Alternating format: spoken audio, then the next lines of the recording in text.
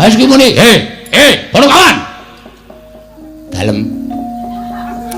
Sing arep nantang Baladewa mau sapa? Sing arep musuh Baladewa mau sapa? Sapa?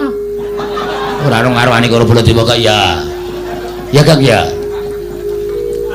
Kita aku mumpung megar iki kampleng iye.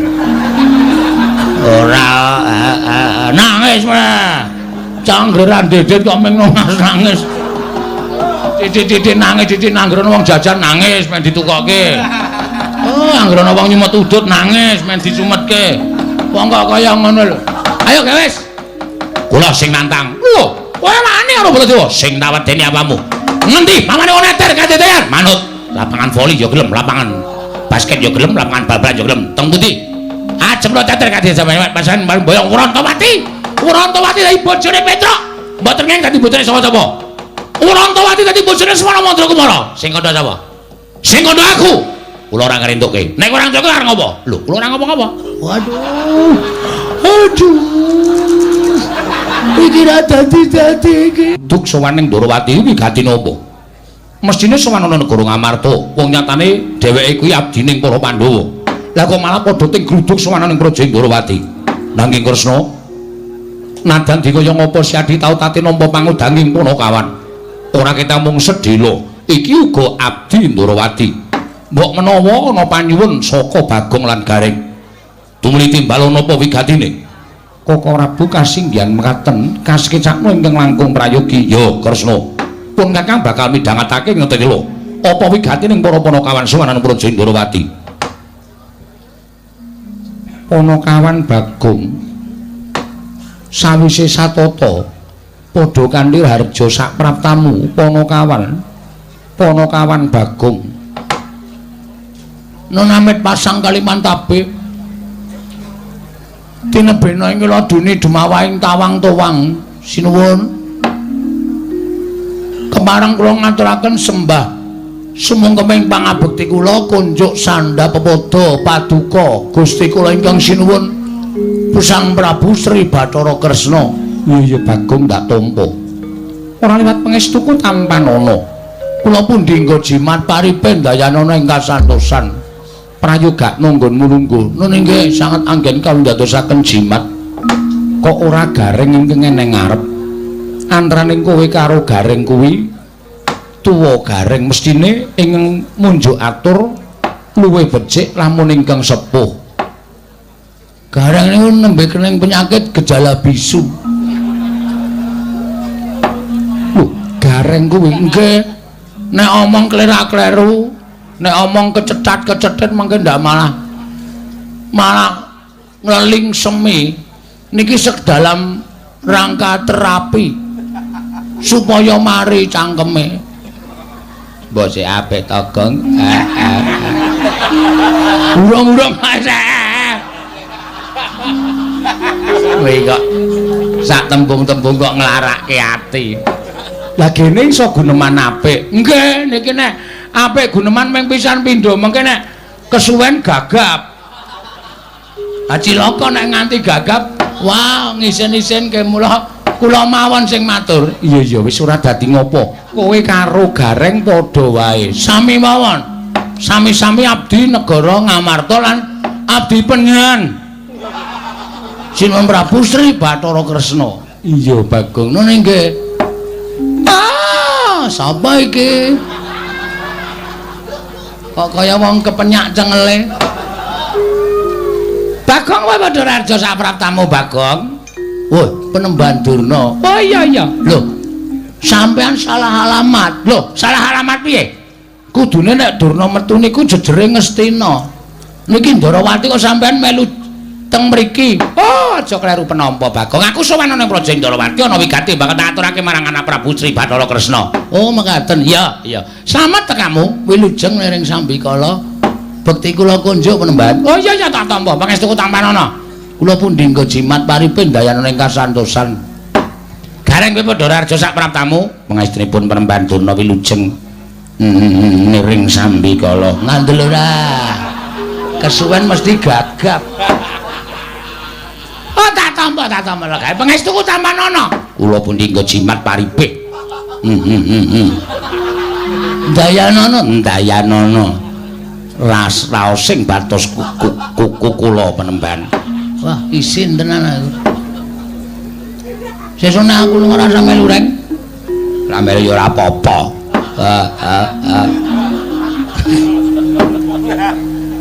Bagong Bodorarjo sapraptamu. Pangestripun sinuwun Prabu Mandura wilujeng bekti kula konjo sinuwun. Yo tak tampa pangestuku tampanono. Kula pun dinggo jimat paripin dayan ing kasantosan. Garing Bodorarjo sapraptamu. Pangestripun sinuwun Prabu Mandura wilujeng. Nering sambi kala kepareng kula ngaturaken semut cengelmu kuwi. Sembah pangabekti kula kunjuk. Yo tak tampa.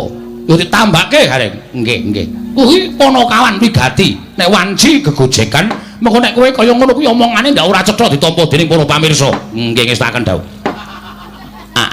Ampun kuatis mengki kula bakal panu cengelmu pados tamba. Bagong Bodorarjo sapraptamu. Panjenenganipun Ndara Sencaki wilujeng bekti kula kunjuk. Yo, prayogakna Bagong. Nun inggih. Garing Bodorarjo wilujeng Ndara Sencaki. Sik, sareh sik, dileti rada-rada bekti kula kunjuk. Nah, ngono. Aja langsungan ndak gagap. Yo garing prayogakna. Nun inggih sendika. Rada ado-ado ngono kok ndak gagap. Panakawan Bagong Bodorarjo sapraptamu. Pate Udawa wilujeng Ndara Pate. Bekti kula kunjung nggih Ndara Pate. Ya Bagong, pangestuku tampanono. Kula pun dinggo jimat paripin dayana ing kasantosan. Garing slamet tekamu. Pangestripun Ndara Pate wilujeng. Suwi ora dolan ning Widara Kandhang. Wong ke wis sawetara wektu kula mboten dolan teng Widara Kandhang. Kaya kenapa to? Kenapa jengkolmu melacar ya? Ora ngece ta, Gang? Garing sing nrimo atine Bagong aja sok nglarani karo kakane. Pangestunipun mboten. Bagong dalem ana wigati apa sowan? Apa diutus dening bapakmu? Apa diutus dening Pandhawa? Apa pancen saka karepmu dhewe? Sampun dipun keparengaken matur sinuwun. Iya wis tak keparengake. Matur sembah nuwun. Nah wonten lepat atur kula Diagung Pangaksami kepareng ngaturaken lebah Siti Sekul. Kleruwe kok mempeng. Apa ora biasane tebah kok lebah. Lebah ngentu bathukmu ki apa? Ya ora nesu. Aku kan wis ra sama. Ra sama. Sesuk tak setrikake cangkeme. Nangis meneh. Anggerane kok Tebah Siti Sekul binung teling ron kelapa. Apurentah mbok bilih wonten lepat kula nggih kula munjatan kersa Paduka Sanata Prabu Sri Bathara Kresna. Jenyatanipun kula menika namung kawula alit.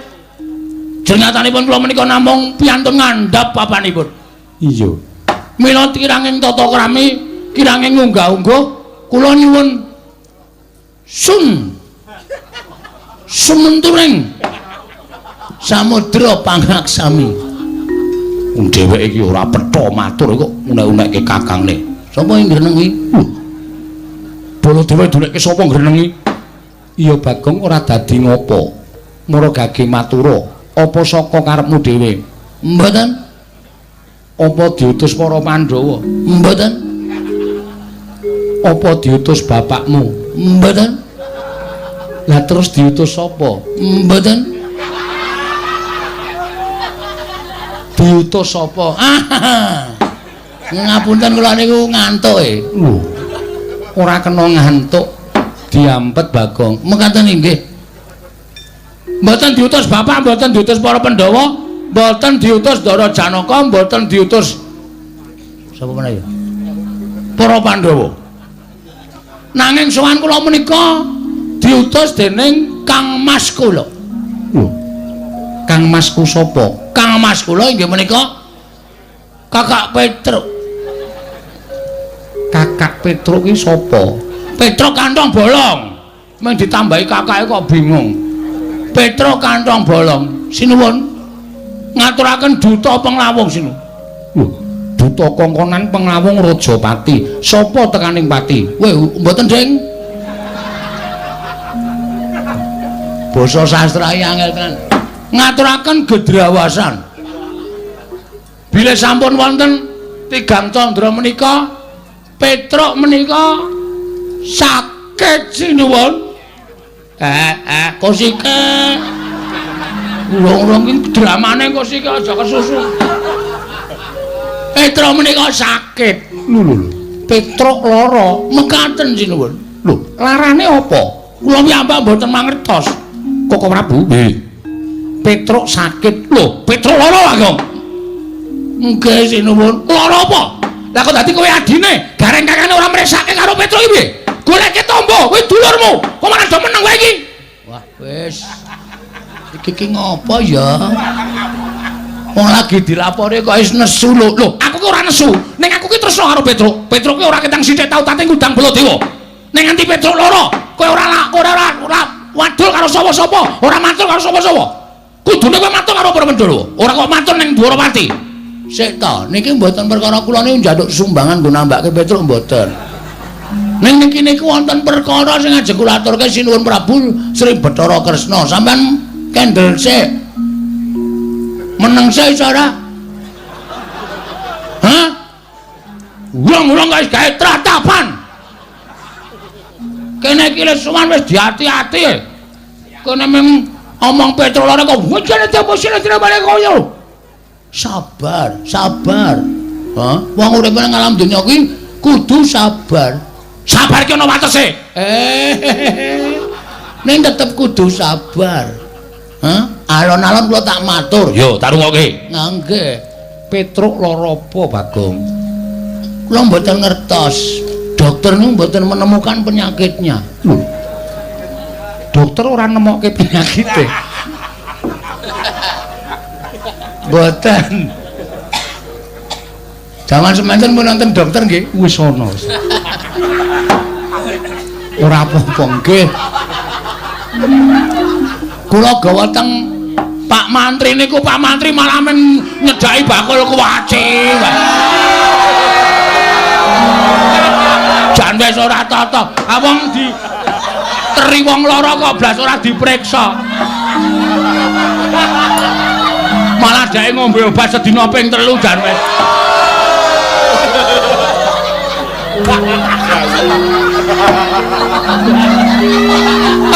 Ora wae. Iki tenanan mau lah. Serius niki. Iya. Mangkelake kok senengane. Lah terus sapa sing goleki penyakite utawa lelarane Petruk?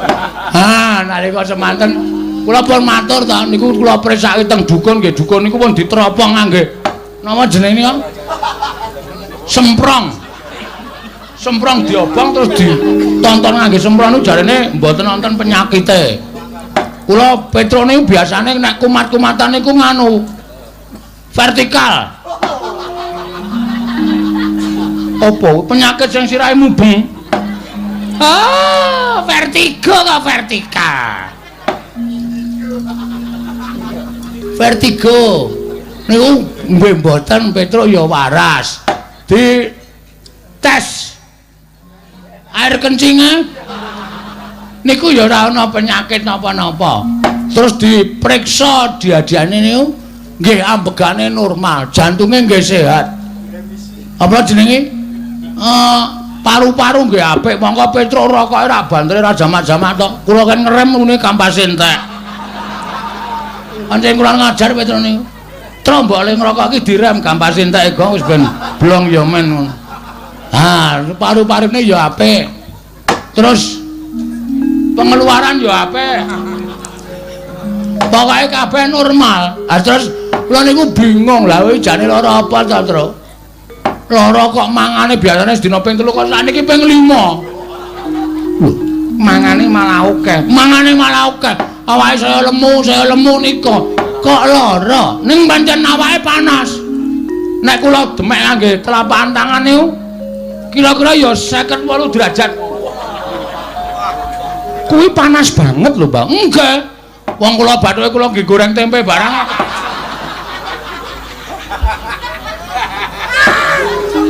Ngono to nggih. Panas tenan. Bathuke kula demek niku panas terus kula kailengok lentek wer-wer terus kula dalahi tempe pletik-pletik lho to. Bathukmu iso kaya wajan. Iya. Nganten niku. Hah. Sawijining dina Petruk nika gelem omong. Lho, Petruk gelem omong nggih. Truk, mbok omong ngono kuwi, Truk. Gong, Reng. Aku arep omong karo kowe. Aku jane ora lara. Ning awakku lemes kaya ora duwe kekuatan. Mergo aku ki mung kepengin nagih janji. Sapa sing janjine kowe, Truk? Omong.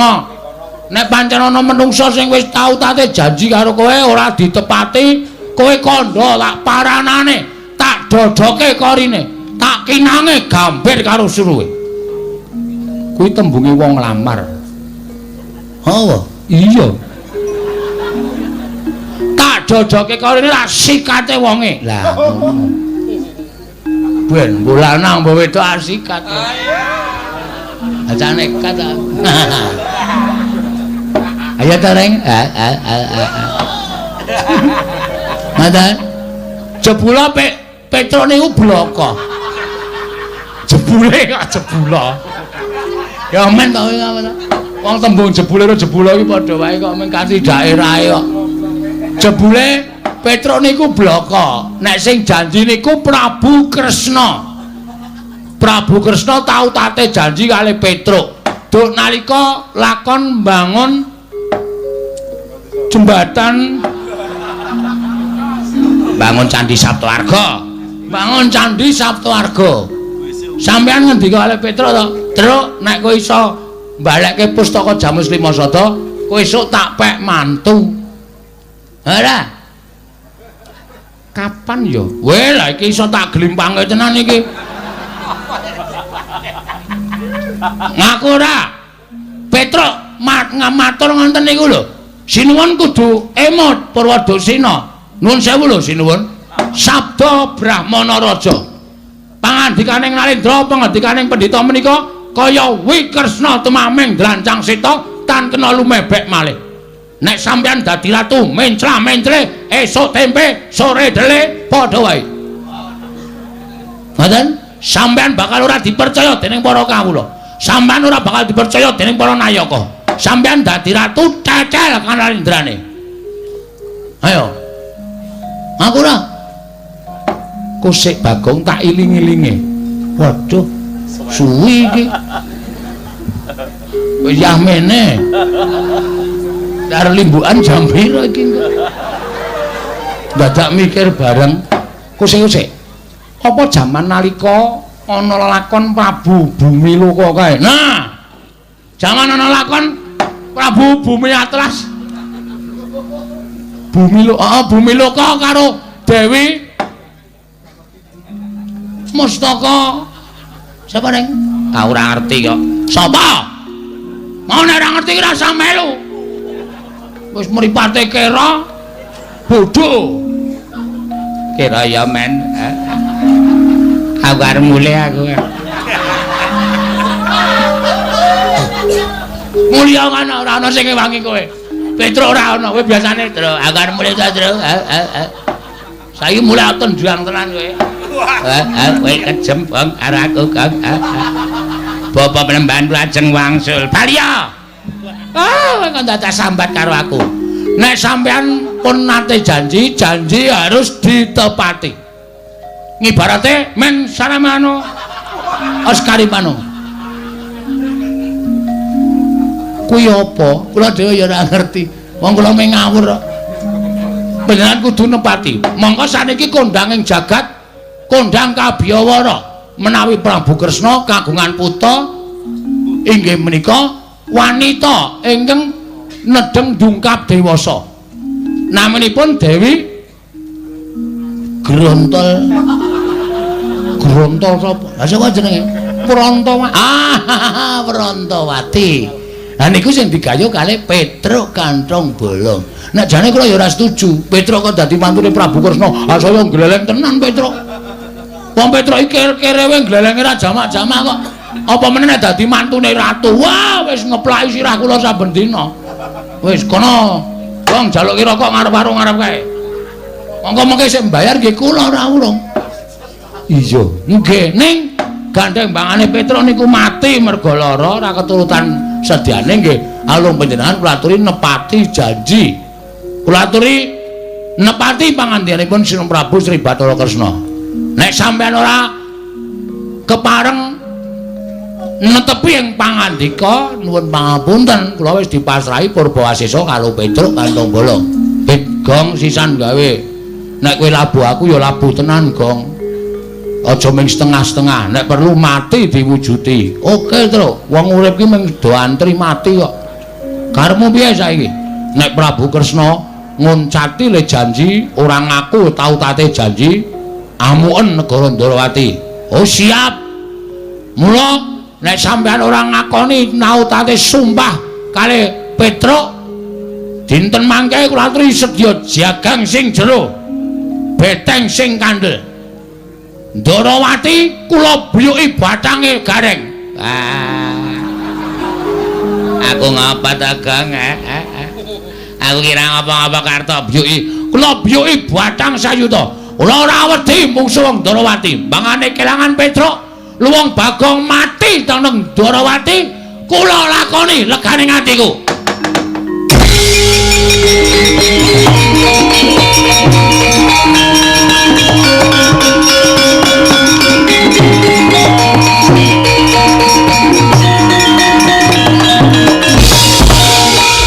Setyaki wong timbalan kowe arep ngopo kula sajaipun kok panas krungu suarane Bagong dadi kepeti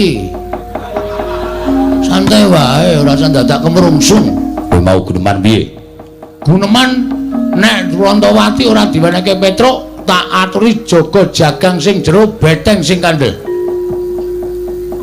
tegese kowe nantang karo wong Ndarawati ora aku mareng ngejak sekak wong Ndarawati jagang sing jero beteng sing kandel piyone ana mentrine ana kan kuwi main sekak kapok ora kowe kowe kok senengane percaya banget karo Bagong wong Bagong ki nek omong ora iso dipercaya kok. Terus sampean kok malang kerik napa? Niatku arep nglabrak karo kowe. Lho, sampean nantang kali kula to? Lho, malah getak karo aku. Lah kula niki wong ora golek masalah kok mang tandang ki sirmu piye? Semangkean kowe. Dumeh Senopati. Apa dianggep Bagong wedi karo kowe? Wani karo aku. Sing kandha wani sapa? Sabar sareh. Lenggah sing prayogi mriki lenggah mriki ngapurancang ning ngarepe ratu kok malang kerik sak penake dhewe ah ngono kok mboten ora oh tak caosi niki ngiming rokok dum-duman kapok ora wis saiki kalah karo Bagong niki niku sing nesu dudu sampeyan kudune nek sing nesu sampeyan nek beda lakone sing nesu sapa ah sampeyan niku ora tau maca naskah iki sing nemu nesu dudu sampeyan sing nesu mengke ana wong sing nesu Bagong yen aku arep maringake kelawan kowe iki ana sing nglamar Rantawati nah iki masalahe nang kene iki lagi terurai semuanya sinten sing nglamar Rantawati Durna Bagong ajeng diwenehke arep diwenehke Lesmana Mandrakumara Lesmana wong kentir Leswana wong peka karo dilabeke iki sing do nglamar ki do nganggo utek apa ora? Iki lagi asli.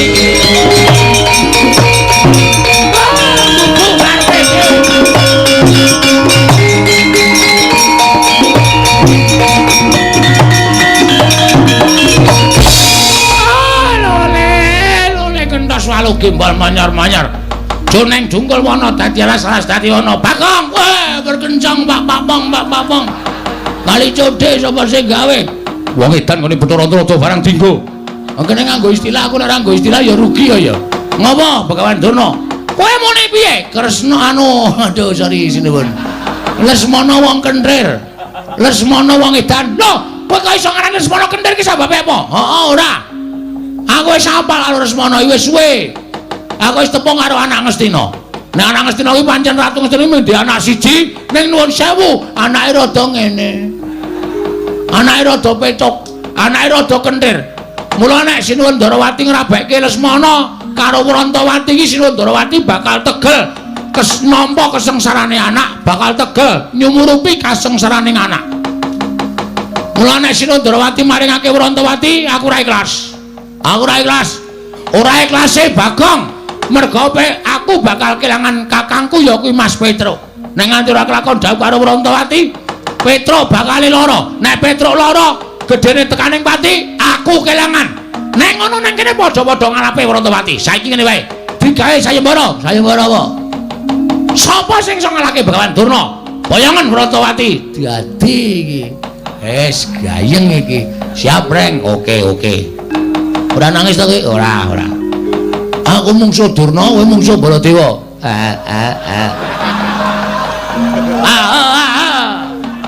Grisani wong wareg. Anggere weruh terus ngrus wetengku ora. Ngono wae, Reng. Siap. Ora usah nangis. Niki sayembara sampean. Teng pundi pamane wong neter kanthi dayan. Wah, metu japa. Wah, cundha manik jeblok pertempur.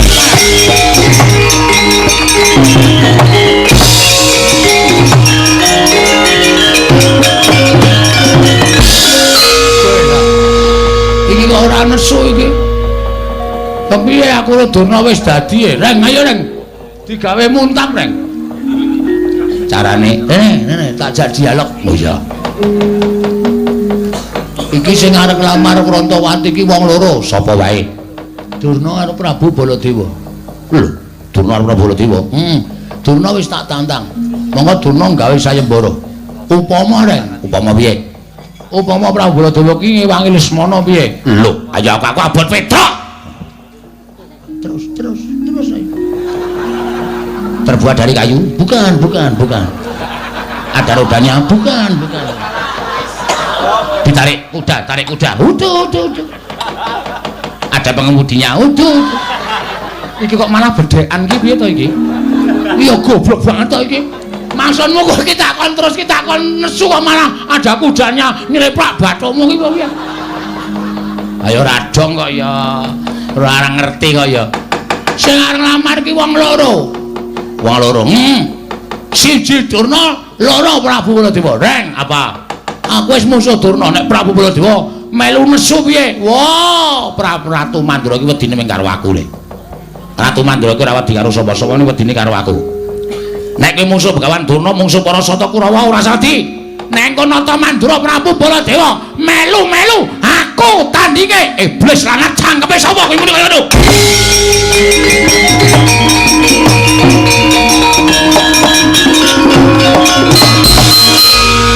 Sapa sing nantang Baladewa sapa? Sapa sing nantang Baladewa sapa? Diar kowe.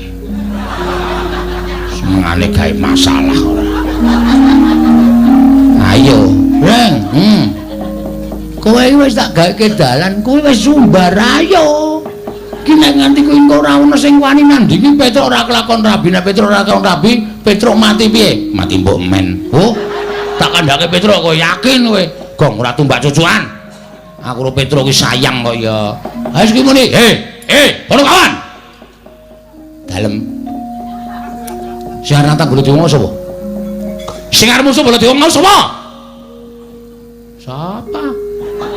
Ora ono ngarwani karo Baladewa kok ya. Ya Kang ya. Ki tanganku mumpung megar iki kampleng ye. Ora nangis mah. Canggeran dedet kok meng nangis. Titik nangis anggeran wong jajan nangis men ditukokke. Oh, anggeran wong nyumet udut nangis men disumetke. Wong kok kaya ngono lho. Ayo wis. Kula sing nantang. Lho, kowe wani karo Baladewa sing tawedeni apamu? Ngendi pamane wong neter kadedayan? Manut. Lapangan voli ya gelem, lapangan basket ya gelem, lapangan bal-balan ya gelem. Teng pundi? Ajeng lo teter kadhe sampeyan pasan boyong Wrantawati. Wrantawati dadi bojone Petruk. Mboten ngene dadi bojone sapa-sapa. Wrantawati dadi bojone Semana Mandra Kumara. Sing kandha sapa? Sing kandha aku. Kula ora ngrentukke. Nek ora ngrentukke arep ngopo? Lho, kula ora ngopo-ngopo. Aduh. Iki ra dadi iki. Waduh, aku kok ya melu bunek to, Bagong. Kok sampean mboten sak mikir. Iki tak pikire mawon. Kula sing metung perkara niki. Wani ngono metu njaba. Ah, metu njaba. Lho, ngopo ning njaba? Aduh, piye kuwi? Piye? Ora dadi meneh to. Ngono ya ora paham kok kuwi. Ajak metu njaba ora gelem, nek metu jero nek ayo ta. Nek nganti ana apa-apa sapa sing tanggung jawab? Oh ya iye. Oh ya klembak-klembike kok. Ah, padake ora. Pokoke Wrantawati raup anu kok raup. Rabi karo Petruk. Karo Lesmana, karo Petruk, karo Lesmana. Nek kowe ngayal kok tak glandang metu. Ayo tandinge nolo greng.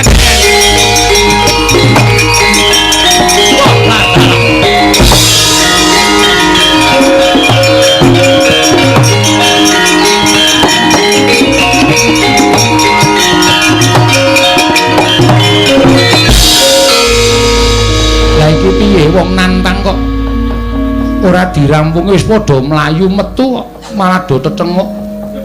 Ya alon-alon metu kok dipeksa. Ya Reng, ayo. Aku ya alon-alon. Wis aku metu karemu ora karemu.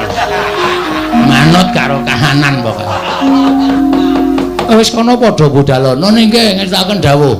Ning aja gawe kapitunaning para kawula ya Bagong ngestaken dawuh nara garing sepuluh aja gawe kapitunaning para kawula ngestaken dawuh Bagong nun nek Durna sing maju kowe ora usah melu-melu jotosane. Oh siap.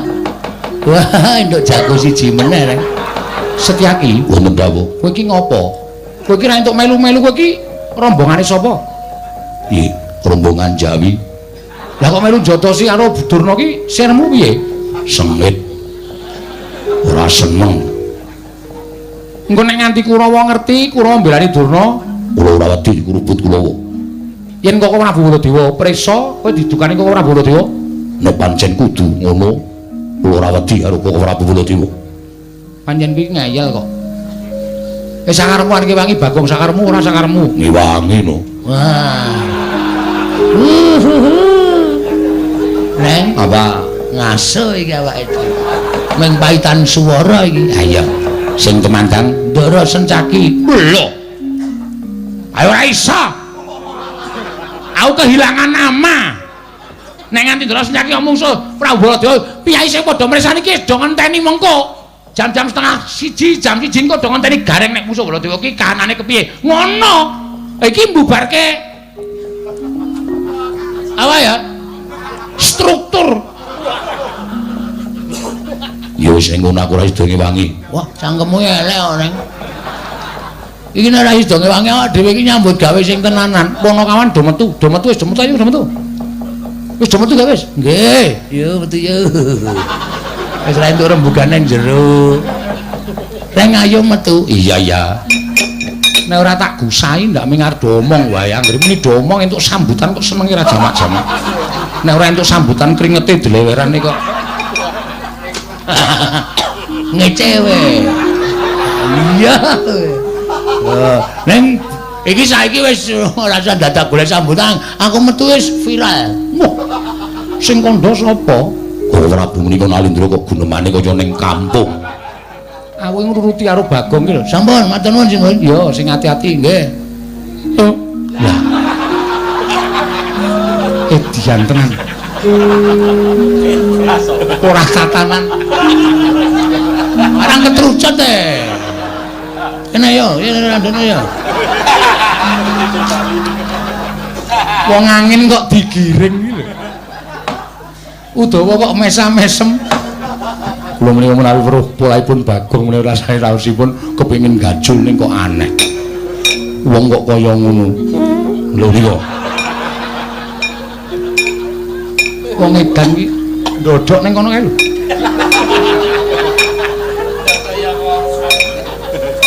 Setyaki wonten timbalan. Budana kang padha seba ingsun kundur ngedhaton mriki ngestaken dawuh. Sayeptine ingsun lagi bingung perkawis. Udawa tulung kae tendangan kon lunga kae.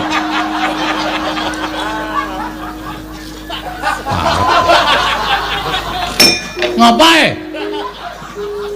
Jare arep metu isih ngadeg nang kono. Kuwi nang nggo mlaku matal-matal e.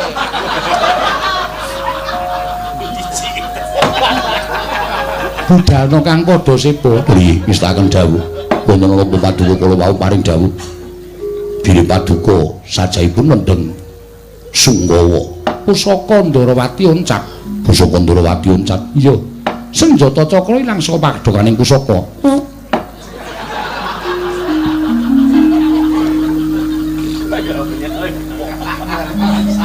Bagong takon lunga kok isih.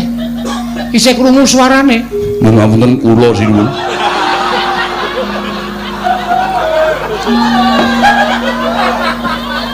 Udawa. Inggih. Nyun pangapunten, budhal kang padha seba isun kundur kedaton mok menestaken dawuh. Nyun pamit madal pasilan, sing ati-ati aja kaya bocah cilik. Purna gati ning panangkilan Sang Lotrasa kundur kedaton. Jlok saking gambar kira apit gambaran gading kadhewanten sanggaring Purban Cedi manggung ketanggung Joko Paloro. Ing sami ngampil patraning Prabon. Kawis tinggal saking Mandura tindak nyosri Nararata. Lamun kakiron saking Mandura kaya tansah katon ubayaning marga. Oh. Ndara Kartomarma. Iya, Bagong. Aku sing goleki karo kowe. Nampun ketemu manut tak bondo, tak krincung sikilmu. Didhawuhi dening Bapa Penemban Duna kinen ngundurake kowe aja nganti pisan-pisan mboyong lawan Dewi Wrantawati. Ngerti yo Dewi Wrantawati bakal didhawuh dening ya kuwi anakku Lesmana Mandra Kumara. Semanten ugi kula Ndara.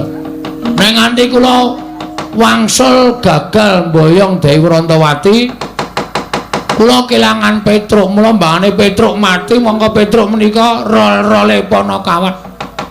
Petruk niku anake bapak, nek Petruk mati bapak sedih. Nek bapak kula sedih, wong sedih niku mesti kencokan penyakit. Nek bapak kula sedih kencokan penyakit, bapak kula lara. Nek bapak wong lara niku kembange mati. Petruk mati, bapak sedih, lara, mati. Wah, ya iso tumpes kelor.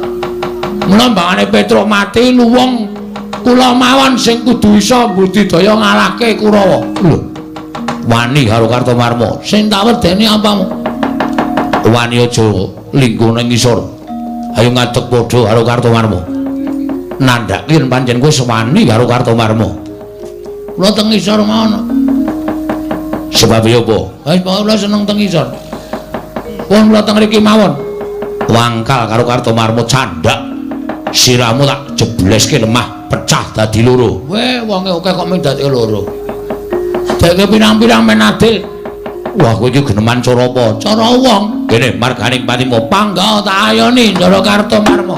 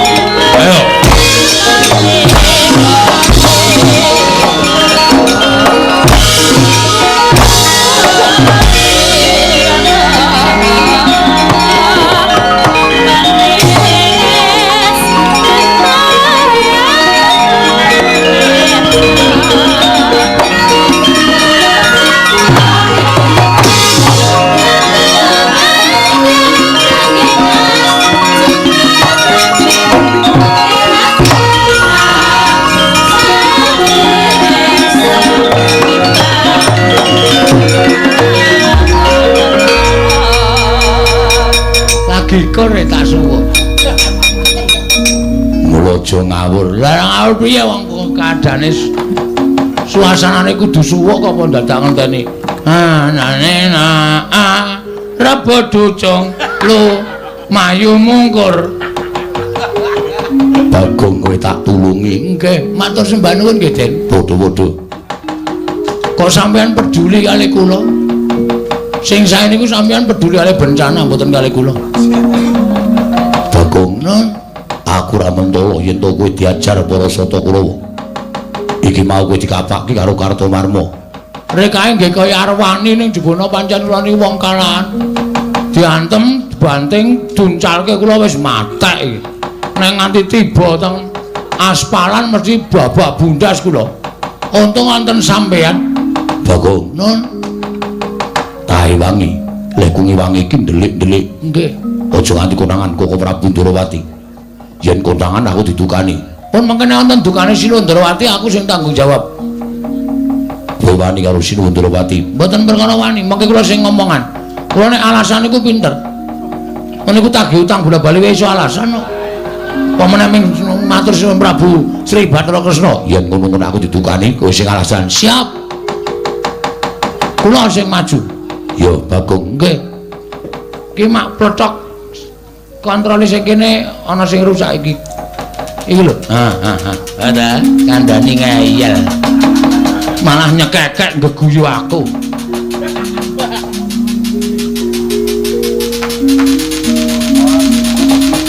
Yo.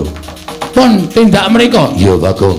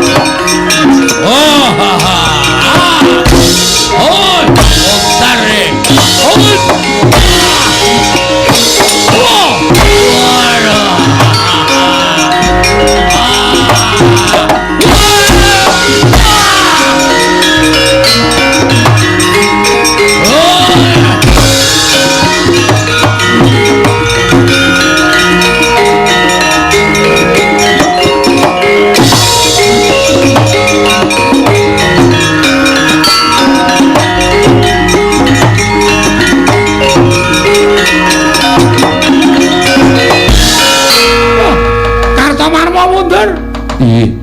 Bopo nemban. Ing ngatasé musuh Bagong kok kalah.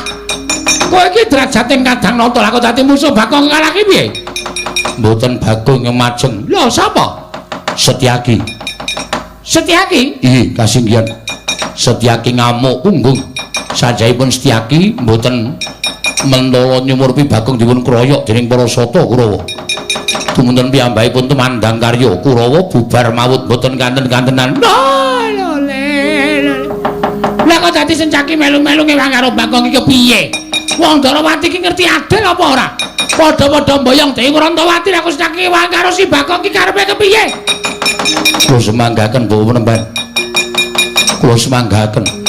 Nyatanipun Setyaki ingkang ngamuk. Surtayu? Nggih. Kaya diamuk Setyaki. Sami mawon kaliyan pun Kartowarma. Kula dipun amuk kaliyan pun Setyaki. Kula semanggaken.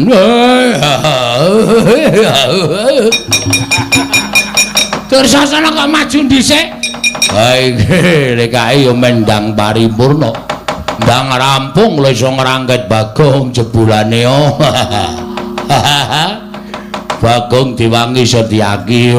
Cah cilik nek tumandang, jeblas-jebles. Lho semanggaken Bapak Penemban. Kula semanggaken kula mboten iso mungsuh Bagong merkono pepalange Setyaki. Kuku karepe dhewe panes-paning jajalan. Ya, nadyan kowe diwangi Setyaki apa kira-kira Setyaki wani nandhi kridaning Nalendra mandur.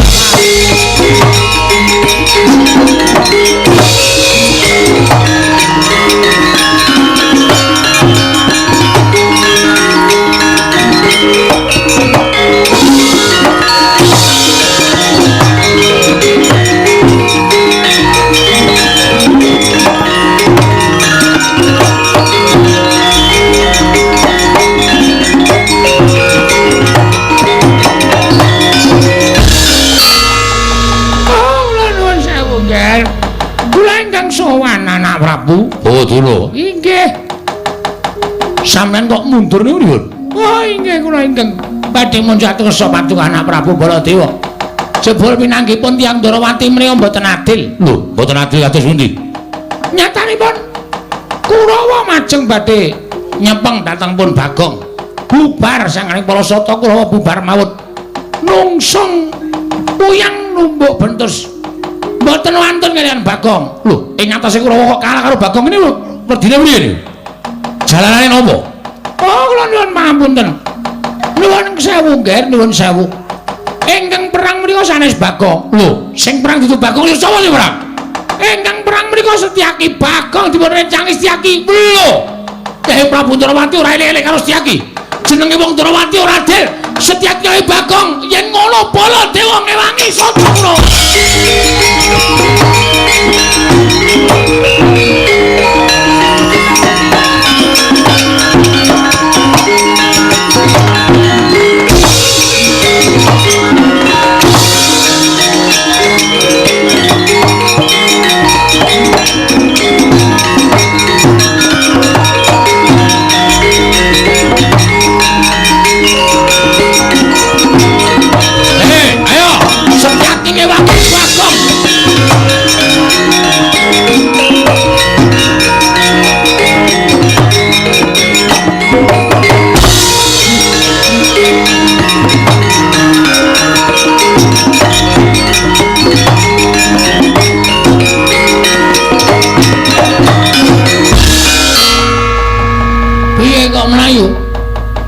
Non, aku lagi wangi cukup semene wae. Waduh, lagi golek tenaga kangelan sampean mboten ngewangi.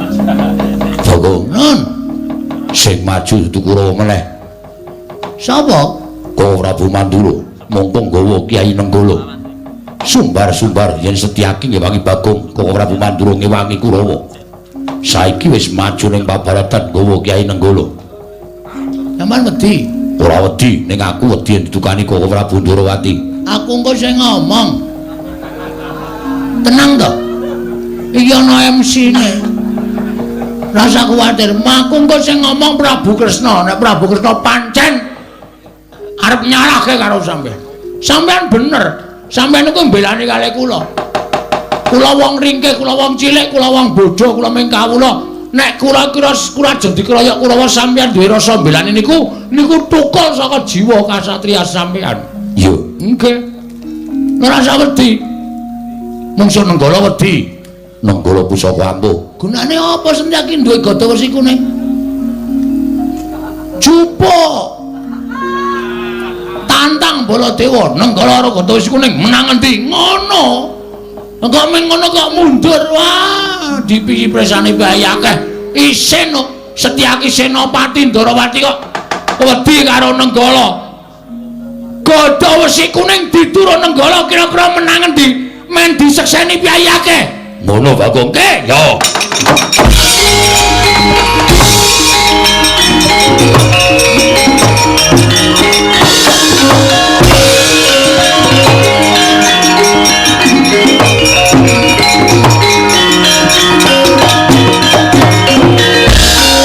Wis gayeng iki.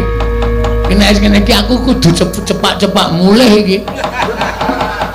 Engko nang nganti aku didukani Sinuwun Ndarawati ra iso omong aku. Mongko kae gawa gada wesi kuning karo Nenggala. Wah, pecukan gada wesi kuning ditu karo Nenggala pusaka ampuh. Duer. Sinuwun Ndarawati clorot. Ana ngopo Setyaki? Reng, Ngapa? montore juga saka parkiran. Iya. Ayo mulih. Lah iki selah-selane angel. Mulai ya siap-siap mulai saiki le iso mangkat engko sore. Wah, kowe iki wis nggo kendaraan ya bosok. Oh, tekan kono-kono. Ayo arek ya wong seneng-seneng kaya gong ora.